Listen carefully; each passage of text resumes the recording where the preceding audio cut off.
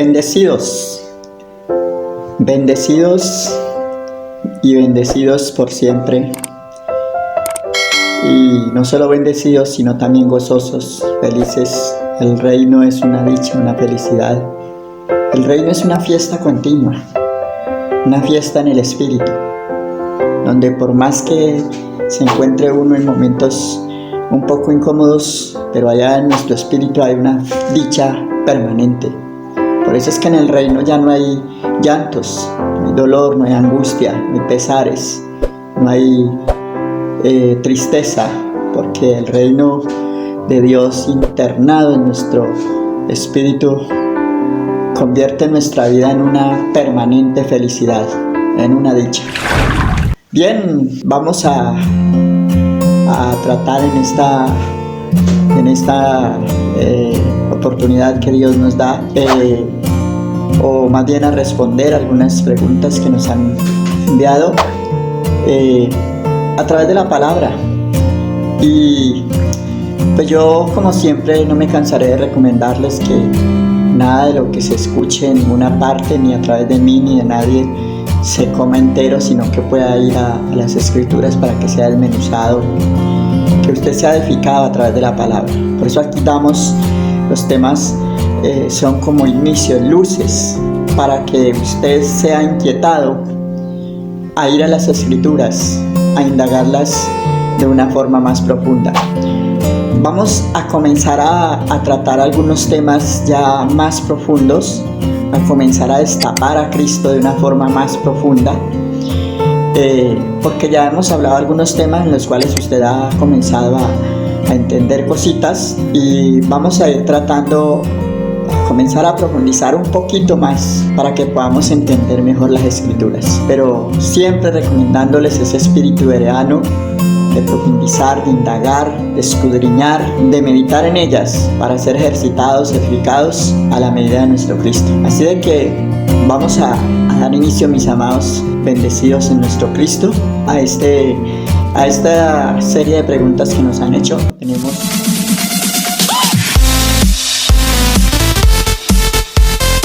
mis bendecidos. Acuérdense que usted y yo no esperamos bendiciones. Dios tampoco está tratando de bendecirnos. Él ya nos bendijo. Efesios 1:3. El problema está en que nosotros nos quedamos desde hace mucho tiempo pensando que lo natural es bendición. Por eso uno siempre está, este año voy a ser bendecido. O a uno sin entendimiento le regalan un par de zapatos y uno dice, Dios me bendijo, qué bendición. La palabra del Señor en el Nuevo Testamento nunca le llama bendición a lo terrenal. El Señor siempre le llamó añadidura. En el Antiguo Pacto sí se le llamaba bendición a lo terrenal, pero el sacrificio de Cristo lo cambió todo. Hizo una transformación, un cambio total, en lo cual a todo lo natural, lo visible, lo palpable, lo que se envejece, lo que se deteriora, lo que se roban, no es bendición. Las bendiciones son lo espiritual. Las bendiciones no son visibles al ojo humano, no son palpables, no se deterioran y no son hurtadas. Por eso usted y yo, por la fe de nuestro Cristo en nosotros, ya somos bendecidos. Vamos entonces a responder esta primera pregunta que nos han formulado: ¿quién es Dios? ¿Y cómo compruebo que realmente existe? Como dice Juan capítulo 4, versículo 24, Dios es un ser espiritual. Al ser un ser espiritual, ni usted ni yo lo podemos ver con nuestros ojos naturales. Pero cuando somos conectados con el Espíritu de Cristo, según donde hemos citado, 1 Corintios 6:17, el que se une al Señor, un espíritu es con Él. Quiere decir que ahí conectados podemos nosotros palpar plenamente y entender y visualizar quién es Dios. Porque por eso dice el libro de Hebreos 11:1, es la fe, la certeza de lo que se espera y la convicción de lo que no se ve. Cuando nosotros nos conectamos con Dios, tenemos una visión de eso que no vemos, de ese Dios que se nos hace real a nosotros y que se habla por medio de una fe que hemos tomado. Dios es un ser espiritual, un ser que se manifiesta a través del bien, que ha venido a manifestarse a través del bien. Y cuando hablo de manifestarse a través del bien, quiero decir, o lo que quiero expresar es que Dios solamente sabe hacer el bien. Él no hace el mal. Y aunque nosotros muchas veces somos disciplinados por Dios para llevarnos a nuevos niveles, no podemos tomar esa disciplina como mal, porque esa disciplina es el mejor vehículo que Dios utiliza para llevarnos a nuevos niveles. Por eso Dios es un ser que se manifiesta a través del bien. También lo que se quiere decir es que Dios no tiene bien, Él es el bien. O más bien, Dios no tiene amor, Él es el amor. Dios no tiene misericordia, Él es la misericordia. Dios no posee perdón, Él es el perdón. Dios no posee bondad, Él es la bondad. Dios no posee paz, Él es la paz. Y así sucesivamente, Él es el bien introducido en el ser humano, porque Dios siempre ha querido vivir dentro del ser humano para que Él, viviendo dentro del ser humano, pueda tomar gobierno, dominio de todo lo creado a través del ser humano. Por eso Él siempre ha querido vivir dentro de nosotros. Por eso nos dio un ejemplo, viniendo a vivir dentro de un cuerpo llamado Jesús. Quería vivir siempre dentro del ser humano. Vino una vez a un hombre llamado Jesús para hacer una obra misionera y un sacrificio, pero volvió a su estado o a su identidad, que es la espiritualidad, para impartirse después en todos nosotros y convertirnos a nosotros en su cuerpo.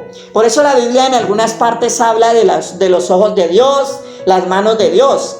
Y no es que Dios tenga manos, Dios no tiene ojos en sí, porque Él es un ser espiritual. Cuando habla de manos y ojos de Dios, es una forma de que usa la parte divina para profundizar una enseñanza. Es como la plastilina de Dios, pero también la versión más adecuada es que habla de usted y habla de mí.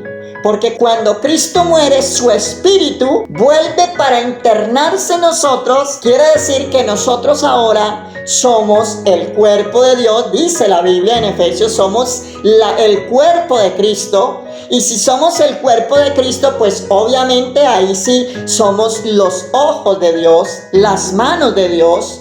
Somos ese cuerpo, ese vehículo, ese vaso, ese tabernáculo del Señor, ese Dios. Que Él se manifiesta en el ser humano o a través del ser humano por medio de una imagen. Porque acordémonos que Dios nos hizo a su imagen y semejanza. La palabra imagen significa en el griego hebreo carácter. Al decir carácter y al decir que Dios nos hizo con su imagen, quiere decir que Dios nos hizo con sus atributos, con un carácter, capacitados para amar, capacitados para perdonar, capacitados para todo lo que hace Dios, para todo ese bien.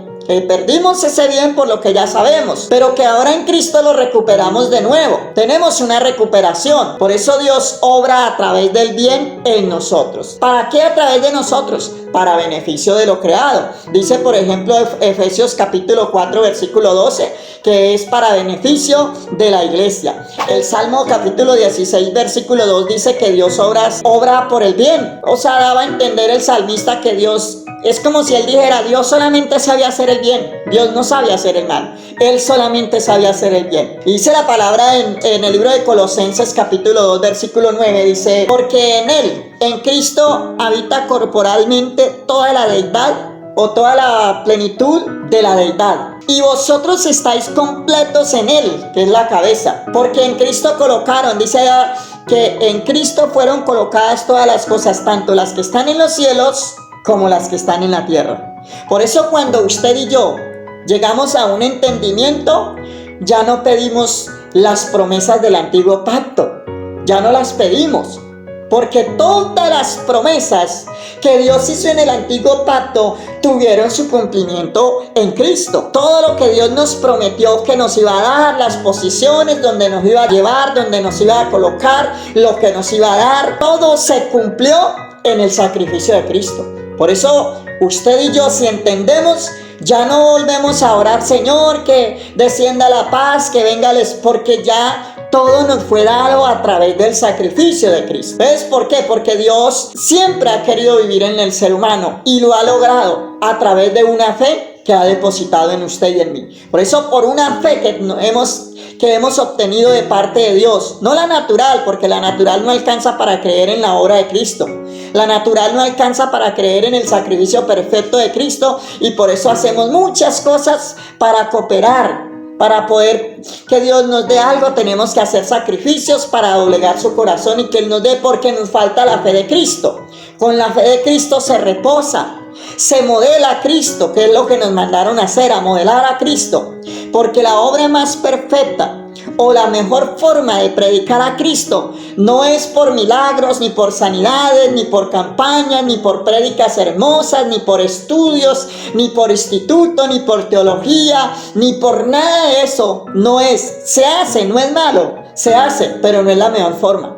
La mejor forma de expresar a Dios y de que Dios se manifiesta al mundo y que Él se quiere manifestar es a través de el carácter, la conducta y el estilo de vida que nuestro Cristo nos enseña. Es la mejor forma de predicar de Cristo, de expresarlo, de modelarlo, su conducta, su estilo de vida y su carácter. Entonces Dios es un ser espiritual manifestado a través del bien por conducto o vía humana, con su imagen y semejanza para beneficio de todo lo creado. ¿Cómo creemos en Dios? Que realmente existe. Las evidencias sobran, pero se trata de una fe.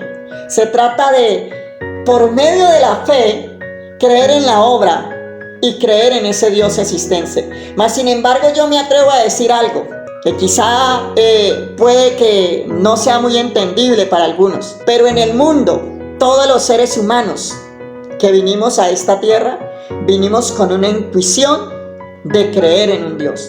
Y se han hecho encuestas por el mundo entero y casi que el 99% de los encuestados que profesan, dicen no creer en Dios, finalmente reconocen su falla y finalmente dicen: yo decía ser un ateo, no creer en Dios simplemente por orgullo, por vanidad, por altivez, pero en lo profundo de mi ser había una fe, una creencia en Dios. Tenía una intuición de un Dios superior, de un Dios del bien, de un Dios que creó todo esto y que nos ama. Lo que quiere decir entonces es que realmente ateos no hay.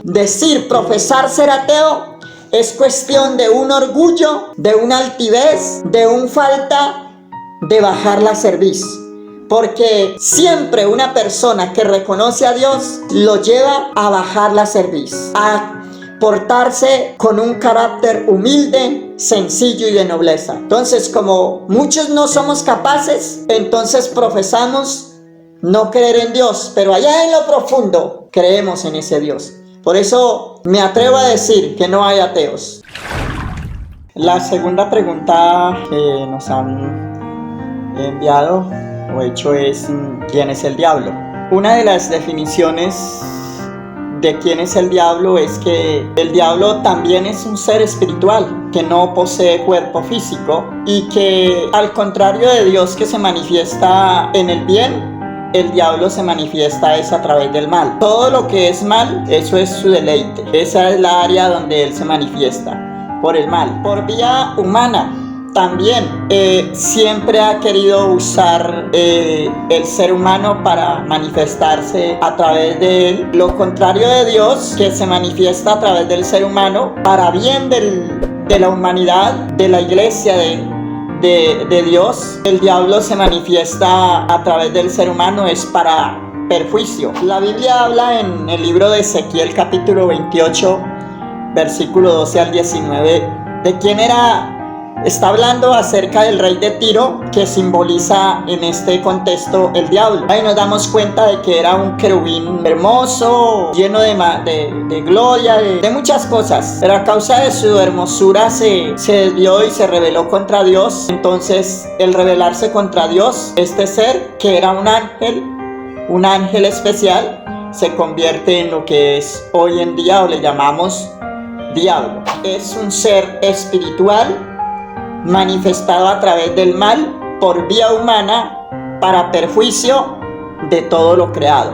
Es lo que él siempre ha querido. Él siempre ha querido destruir todo lo que Dios ama, todo lo que está en el corazón de Dios. Dios hizo todas las cosas hermosas para nuestro deleite. Por eso también el diablo ha querido introducirse o introducir un chip en el ser humano para destruir todo lo que hay, todo lo que existe, principalmente a la humanidad. Entonces el diablo era un ser espiritual que tenía el gobierno de toda la humanidad, el dominio, pero que dice la escritura que Dios, viendo esta situación, como el diablo gobernaba el mundo, es por eso que desciende él mismo a introducirse en un hombre llamado Jesús para por medio de esa muerte quitarle el poder a ese diablo y destruirlo. Como el tiempo no es muy largo para esta respuesta, pero hablar del diablo es un tema bastante largo para poder quedar bien satisfecho y quedar claro de la respuesta, pues como siempre damos esta luz para que sigamos indagando. Entonces la Biblia confirma, por ejemplo, en el libro de Colosenses 2:15, dice que Dios o Jesucristo, metido en Jesús,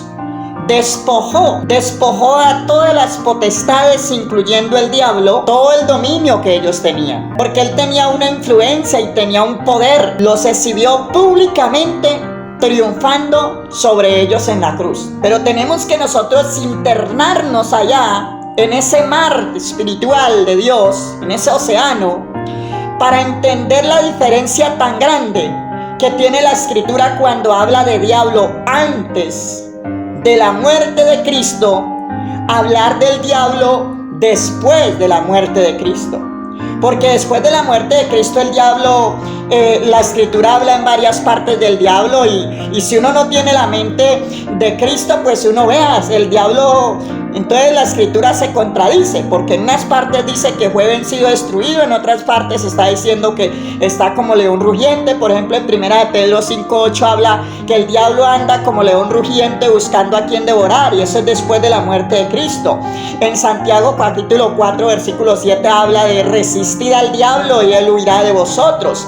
En 2 de Timoteo 2:26 habla de escapen del lazo del diablo. Entonces son textos que si uno no tiene la mente de Cristo, entonces uno va a decir, claro, vea, el diablo está y existe. Sean mis bendecidos, el diablo sí existe, pero es mucha la diferencia al diablo que existía antes de la muerte de Cristo al diablo que existe después de la muerte de Cristo. Es mucha, pero mucha la diferencia. Quiere decir entonces, mis amados, que para hablar del diablo se necesita también un buen tiempo para poder nosotros aclarar las cosas, llevar muchos textos, muchos versículos, pero por eso dejamos un poquito de suspenso, para que usted y yo cumplamos esa tarea y vayamos, indagamos, estudiemos, profundizamos y tengamos una mente clara. Cuando usted y yo entendamos la diferencia del diablo antes de la muerte de Cristo al diablo después de la muerte de Cristo, vamos a entrar en una felicidad y en gozo, y nunca jamás le va a tener usted miedo al diablo, nunca jamás, cuando lo entienda. Bien, vamos para la tercera pregunta. Dice, ¿existe el cielo y el infierno? Leamos Efesios capítulo 1 versículo 8 al 10, que hizo sobreabundar para con nosotros en toda sabiduría e inteligencia, dándonos a conocer el misterio de su voluntad. Está hablando del Padre, según su beneplácito, o sea, lo hizo con placer, el cual se había propuesto en sí mismo, de reunir en Cristo Jesús todas las cosas, tanto las que están en los cielos como las que están en la tierra. Para nosotros poder entender el cielo, tenemos que entender los cielos, porque hay cielos creados y hay cielos espirituales, que es el que nos toca a nosotros. El tema del cielo es algo muy profundo, pero les voy a dar una lucecita para que ustedes de ahí para allá lo interpreten y lo sigan trabajando. La Biblia habla de que el cielo es paz, es gozo, es regocijo, habla como calles de oro, pero no es porque sean calles de oro físicamente. Acordémonos que la escritura es espiritual. Uno cuando no entiende, uno se imagina unas calles al lado y lado y piso de oro y todo eso, y un mar de cristal. Eso no es literal, es algo espiritual. Entonces, mis amados, si todas las cosas, dice la escritura ahí donde leímos, al Padre le reunió ponerlas en Cristo, porque dice de reunir todas las cosas en Cristo en la dispensación del cumplimiento de los tiempos, así las que están en los cielos y en la tierra. Si todas las cosas fueron reunidas en Cristo y son cosas divinas, cosas celestiales, entonces tomemos por un momento y pensemos y analicemos si todas fueron reunidas en Cristo, ¿quién es el cielo espiritual? Porque los cielos que vemos fueron creados. El Señor dijo, en el principio creó los cielos, creó, está hablando de unos cielos creados, literal, físicos, los que vemos. Pero hay un cielo divino, un cielo espiritual, que no es un lugar geográfico, no es un lugar geográfico ni visible. Creo que usted ha entendido, hablábamos de que hay veces que Dios utiliza, como cuando le dijimos Dios hablando de sus manos y de sus pies o ojos, son formas de Dios profundizar una enseñanza o al contrario de profundizarla, darla a entender de una forma más sencilla como plastilina. Entonces, si todas las cosas fueron reunidas en Cristo, cuando nosotros meditamos y estudiamos la Biblia, entonces pensemos quién es el cielo. Porque yo sé que son temas un poco profundos y para los que hemos vivido desde hace años, 20, 30, 40 años, sin entender estas cosas, en este momento nos queda un poco difícil, duras de pasarla porque no la hemos oído, porque no hemos profundizado la escritura. El cielo es la conexión de nosotros con Cristo. Los cielos naturales pues sí son aparte, existen porque el Señor dijo allá en Génesis, y en el principio fueron creados. Así como usted y yo fuimos creados de polvo y de barro, fuimos creados de un polvo, también los cielos fueron creados. Pero el cielo espiritual, el divino, no fue creado, porque es la esencia, es la sustancia. Y el infierno pues es algo muy sencillo y que usted y yo, conectados con ese reino, no nos debe de preocupar, porque el infierno es simplemente la desconexión. El infierno es la desconexión nuestra con el Padre. Les voy a decir algo que suena escandaloso y de pronto no lo vamos a entender muy bien, pero bendito el Señor que con la mente lo entendemos. Si usted y yo estamos ya conectados con el reino de Dios, con Jesucristo, desde ya estamos disfrutando del cielo espiritual. Bien, la cuarta pregunta que nos han formulado es: cuando muera físicamente, ¿mi espíritu va al cielo, al infierno o al limbo? Esta pregunta ya creo que la habíamos respondido tal vez no de una forma directa como está ahí, pero ya. Dice Eclesiastés capítulo 12, versículo 7. El polvo vuelve a su lugar donde pertenece, ya nuestro cuerpo, y el espíritu vuelve a Dios que lo dio. Él es el dueño de tu espíritu y de mi espíritu. La Biblia no confirma ni aprueba la existencia de un lugar llamado limbo. En ninguna parte, en ninguno de los libros aprueba. Así de que al morir, tu espíritu, que es el aliento de vida que Dios colocó en tu ser, regresa a Dios porque Él lo dio. No hay tal probación de limbo. Somos propiedad de Dios. Somos un soplo, o dentro de nosotros hay un soplo de vida. Es un espíritu, un aliento de vida de Dios. Y cuando usted y yo morimos, simplemente ese espíritu es absorbido por lo divino, dice la escritura, Eclesiastés 12:7. Es una pregunta sencilla, pero que también tiene su profundidad, que también tiene mucho para desmenuzarle, así de que la respondemos corta para que usted allá pues la siga indagando. Y vamos a enlazar directamente la quinta pregunta, que dice: cuando muera me voy a encontrar con mis seres queridos, teniendo en cuenta también, basados en Eclesiastés capítulo 12 versículo 7, dice que el polvo vuelve a su sitio y el espíritu vuelve a Dios, lo que quiere decir que en nuestra verdadera identidad, que es la espiritualidad, no van a haber cuerpos físicos. Y para usted poder reconocer a una persona, necesita tener un cuerpo físico, porque nosotros nos reconocemos es por lo físico, entonces no podemos reconocernos. Además, habrían muchas más teorías y versiones. La Biblia dice que allá vamos a ser como los ángeles, obviamente en hermosura y en espiritualidad, porque en poder y todos somos más. Dice que antes vamos a ser maestros de ellos y que ellos anhelan ser como nosotros y escuchar lo que nosotros escuchamos.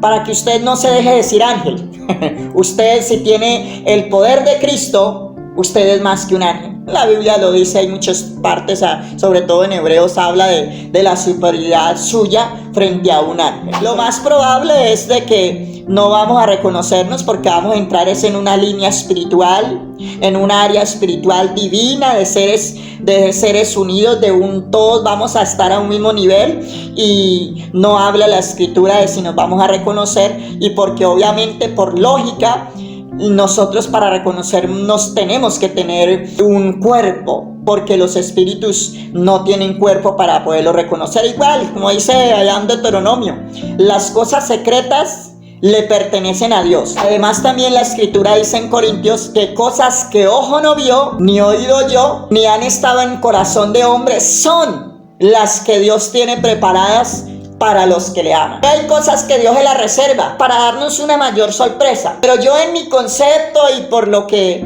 he profundizado la escritura, me atrevo si usted estaba animado en esa área, a desanimarle, porque lo más probable es que no nos vamos a reconocer. Es lo más probable. Porque si algo hemos aprendido y algo queremos llevarle a usted a través de este canal, es la sinceridad. No responder locuras, ni a la loca, ni por darle a entender que no las sabemos todas. Habrán preguntas que quizá usted me las haga, y con toda libertad y sinceridad voy a tener que decirle: mi amado hermano, no la he descubierto, no la he analizado, todavía no la he entendido. O quizá hay preguntas que usted se las puede hacer y yo me las puedo hacer, y nunca jamás le encontraremos una respuesta, porque son reservas de lo divino.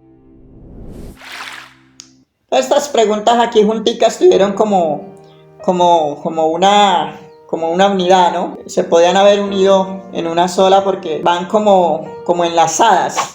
Dice que la resurrección, la reencarnación.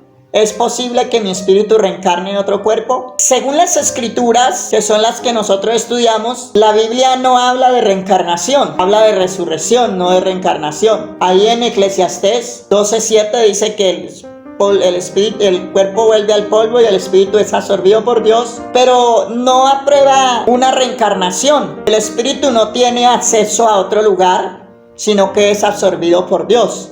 Cuando el tiempo termina, la peregrinación termina de cada persona, su área espiritual es absorbida a quien le pertenece, a Dios. Por lo cual no hay tal afirmación de las escrituras, que son para nosotros la autoridad divina, son nuestra máxima autoridad, no aprueban la reencarnación, no la aprueba la escritura. No he encontrado una afirmación en ese tamaño. ¿Dios aprueba la eutanasia? Dios es el único que decide el fin de nuestra peregrinación en este mundo. Vamos un momentico a leer el libro de Job, capítulo 1, versículo 21. Desnudo salí del vientre de mi madre, y desnudo volveré allá.